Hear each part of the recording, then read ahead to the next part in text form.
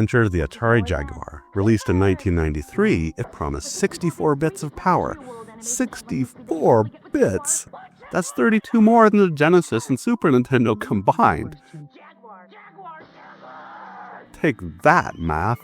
But as we all know, power doesn't mean much if the software can't back it up. Raiden was an arcade staple, released in 1990.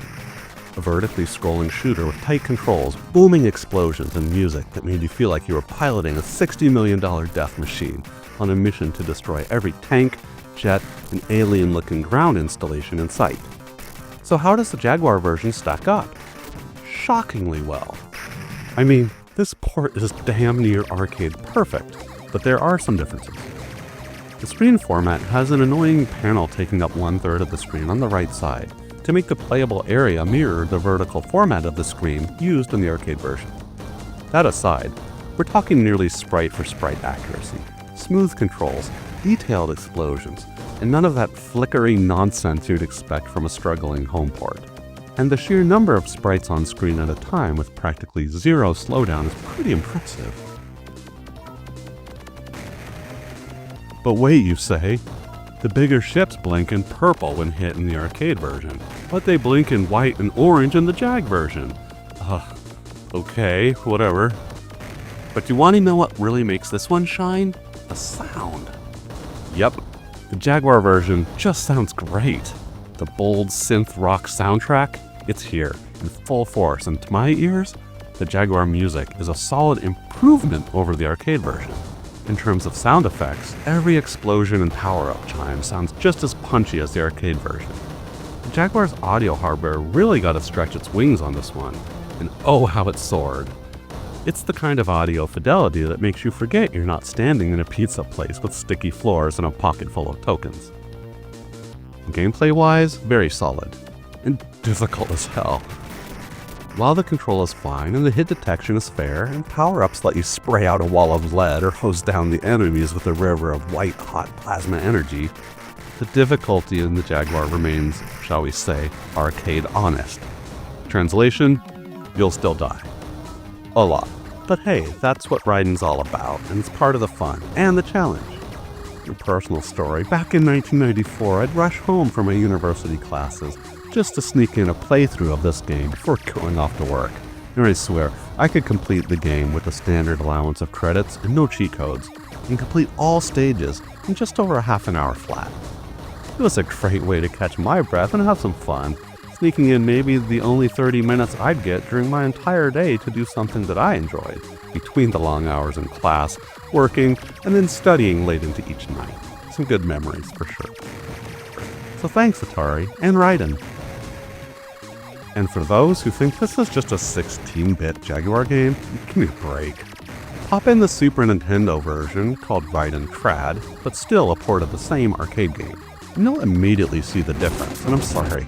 The Super Nintendo music and sound effects are downright prehistoric sounding compared to the CD-quality audio on the Jaguar, with its mighty DSP chip, lovingly referred to as Jerry.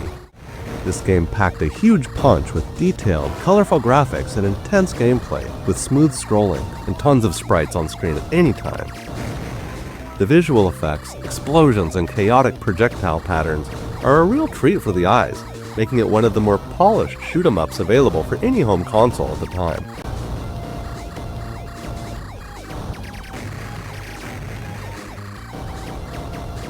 The game's vertical scrolling style benefited from the Jaguar's ability to handle large numbers of on-screen objects such as enemy ships, projectiles, and explosions without slowdown.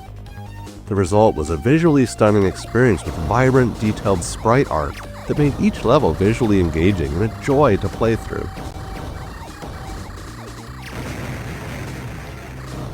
Advanced visual effects such as multiple background layers and parallax scrolling further enhanced the gameplay experience.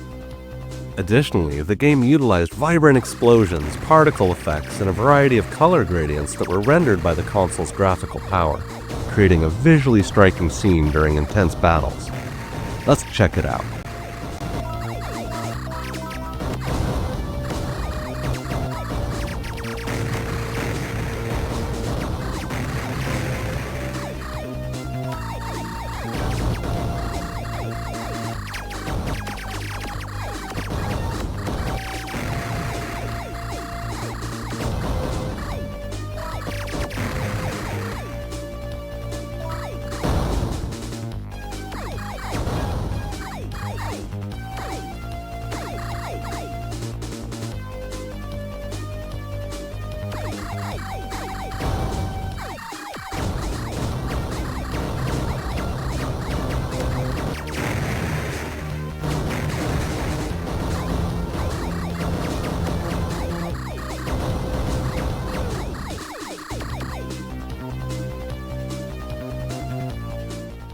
Jag version came out almost 4 years later after the original arcade.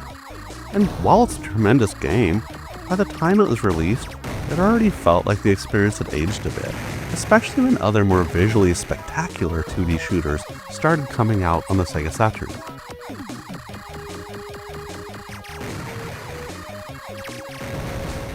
So my final verdict on this one is that it's the gold standard example of the Jaguar doing something right.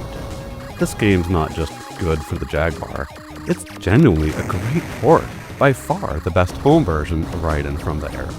If you're looking for authentic arcade action on Atari's 64-bit beast, this is the one.